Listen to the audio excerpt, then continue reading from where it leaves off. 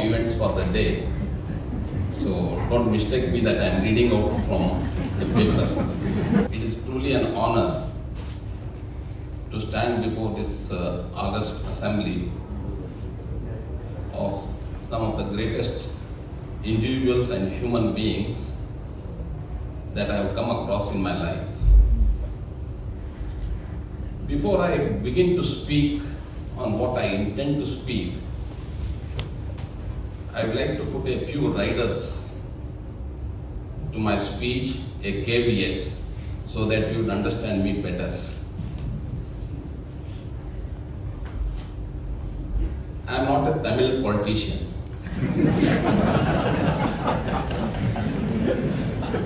Wearing dark glasses I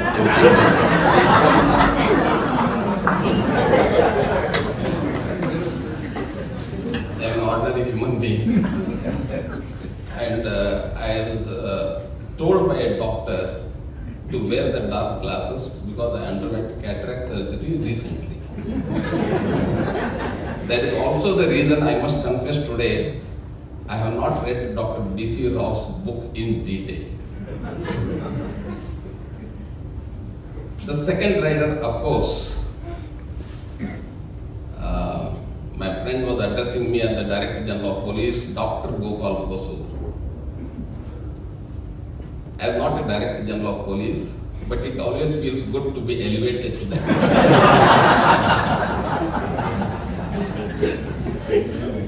The doctorate that I got was not in the field of medical science. It was an honorary doctorate. I did not purchase it. It was offered to me by a university in my native district of Belgaum, so I accepted it. The third and most important is, caveat, that is a question. How many of you in this hall have ever been arrested by police? I request ladies not to participate in this question. I find none is raising the hand. But I can definitely find out through my friend, Mr. Vikas, who is sitting there, going through the crime criminal information system of the police. But why I ask this question is that I feel a bit nervous. For 35 long years as a police officer, I have only been handling mobs.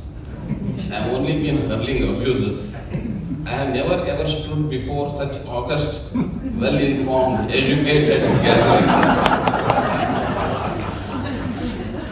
So if you find that there is some unstructured communication that may take place, or I may use some unparliamentary words, which I hope not to, I'm sure you are so good enough gentlemen and women that you will excuse me. So coming back to, okay, let me speak about the chief guest, Mr. Roger Binney. He has been a good friend for over 2.5 decades, if I am sure. His memory is much better than mine. And the other day I was sitting with a couple of friends over a Ramadan lunch. It was a very tasty lunch, though I am supposed to be a pure vegetarian. And in the conversation that there are one or two people connected with the cricket. So naturally when you talk of cricket, Roger Binney's name has to appear there. And it did appear. So one of them made a very pertinent comment about him. He said, Roger Binney has not gone after anything in his life, except maybe his batsman. That means he did not campaign for anything for himself. So this man was saying, we must have a look at his horoscope. How is it that the man doesn't push himself to any position? Because we all struggle as police officers, we struggle for a posting, recognition, this, that, so many things happen, politicians do it much more. But Mr. Roger Binney is one unique person the great personality who has got everything coming on its own to him.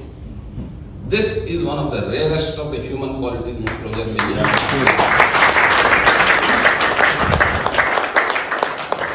And this has something to do with Mr. B.C. Rao, Dr. B.C. Rao also. He is also one person whom I have found in my own association for a decade and a half more. That is absolutely down to earth. Simple, well-meaning, and very hearty. So when he told me that couple of days back, I told him that I may not be able to participate because of this cataract prohibitions and all that. He said, you must come. And I could not say no to you, sir. Thank you. So I am here. Thank you. So his book, that is about the practitioner of medicine, it took me back to my good old days as a child. Somewhere in the late 50s and the early 60s. I am now 71 plus, hale and healthy, and thanks to those three doctors called Tidwe, Patan Shetty and Azre, who were in a small town called Gopal, which had a population of 20,000, there were only 3 doctors in the whole town. And they were the family physicians for all of the town. And they knew every household. They knew every person. They knew the genealogy of that person, as you rightly said. They were not treating diseases, they were treating the patients. They were not just treating the patients, they were also treating the patients' families. So such was the strength of the doctors who were family physicians of those days. Now coming to head the Chinmaya Mission Hospital, 300-bed hospital with 150 doctors, I find the atmosphere is totally different. Now I have to keep up the mission principles of giving cost-effective or affordable price, and at the same time provide them a corporate level of experience in treatment of diseases. So this has been a great challenge, and whenever it was possible, I always looked up to Dr. B.C. Rao for some sane advice. And mind you, he held my hand on a couple of occasions when I was going through very challenging times. One of them was during COVID, the employees went on strike. I said the first stone shall fall on me. I took them head on, dismissed 33 union leaders of that union. And today the hospital is rising its head and is doing extremely well, and you can compete with any of the corporate hospitals in Bangalore city. That is the strength of the medical field. Way back in 1969, I was in Sainik school in Bijapur, and I must thank my senior in Sainik school, late Ramesh Bhatt. But for late Ramesh Bhatt introducing me to the game of golf, of which I was unwilling. I used to always say that this is a lazy man's game, you have to just keep walking, keep searching for the ball all the time, and gossiping, and Mr. Bagari is there, he used to fill up with too many jokes and all that. He actually made me the member of the KGA, and that is one reason why I came in contact with Dr. B.C. Rao. So I must remember such great people who have built the bridges for me to know Dr. B.C. Rao, his personality, and his game of golf. So 69, I went for the National Defence Academy examination. I qualified through everything. I was supposed to join the Kadakwasna, then I went through a medical test, and the doctors declared that you have a heart murmur. So with that heart murmur, our colonel is also here from the Army Medical Corps. Heart murmur was considered to be something serious that you may die within a couple of years. But thank God, 55 years down the line, I am still erect, hale and happy. The other moment came was in 1993. In 1993, in an operation, I had a bullet on my neck that pierced through my trachea and esophagus and landed in my lungs.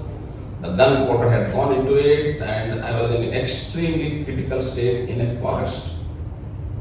I was lifted from there, brought to a hospital called Gopal Hospital in Salem, which was the nearest hospital, because that was the only hospital that had a cardiothoracic surgeon. I could hear the doctor speak that this officer will die if he is not treated by a cardiothoracic surgeon immediately. That happened.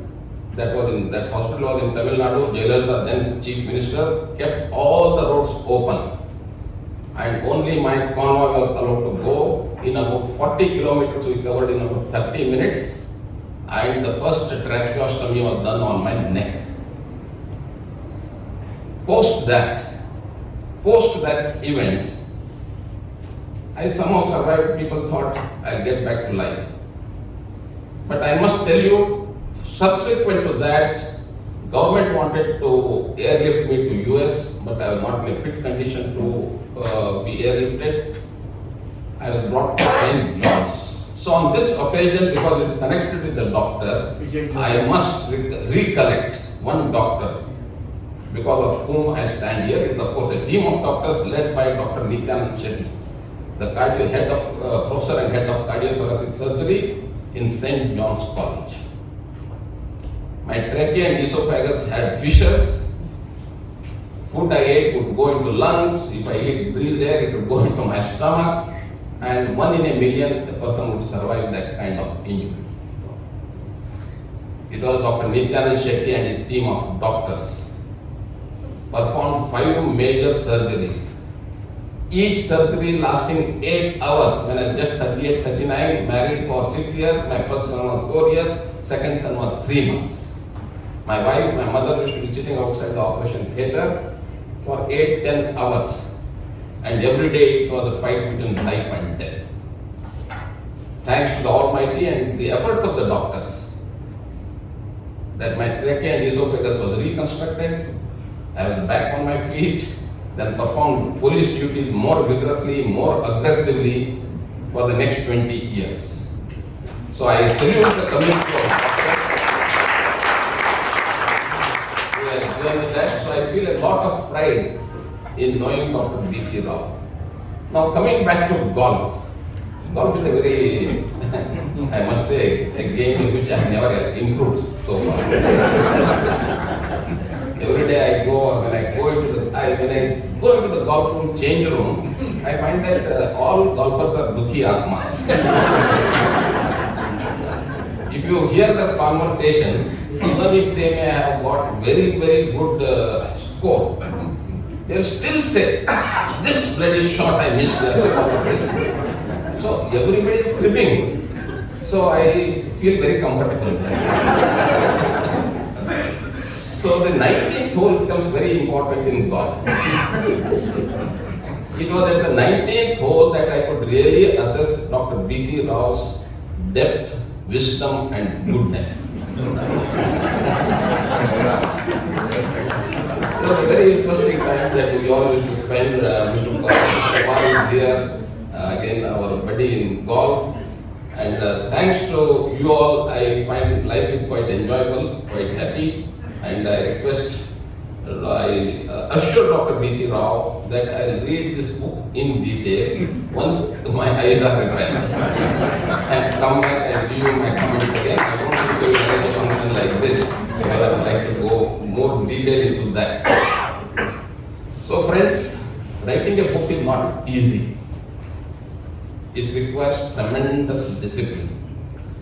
It requires tremendous concentration of mind, and thank Madam Reddy, because of her constant support and editing it repeatedly, a wonderful book has come into our hands. A book will become very interesting to read if it has anecdotes. And Dr. Rao himself has said there are 70 anecdotes. One anecdote I read, and he has laid himself bare in that anecdote. It was typically for me like reading my experimental truth. Mahatma Gandhi wrote everything about himself. So he holds no holds bar.